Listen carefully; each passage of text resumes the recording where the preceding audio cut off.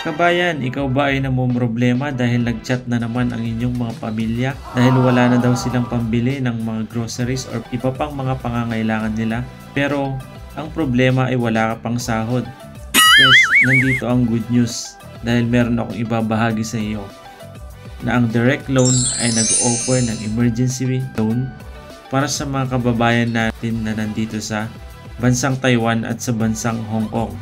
At soon mag-offer na din sila sa bansang Japan at sa bansang Thailand. Amazing! Meron silang 0% interest rate para sa mga new users.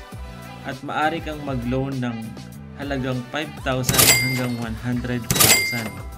At napakabilis na disbursement within 3 minutes after loan application. Kabayan, paano nga ba makakapag-apply ng emergency loan? Napakasimple lang mga kabayan. Diyan lamang sa description link at i-click nyo lamang at kung ano ang hinihingi nilang informasyon ay sundin nyo lang. So ganun lang kasimple at kadali. Kaya kabayan, ano pang hinihintay mo? Kung emergency funds lang ang kailangan mo, pues nandito na ang direct loan na may sasuggest ko. Ito ay maaasahan at talaga naman na hindi ka magsisisi sa kanilang offer.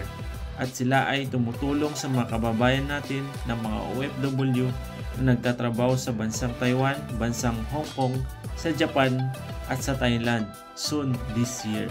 So, good luck at maraming salamat.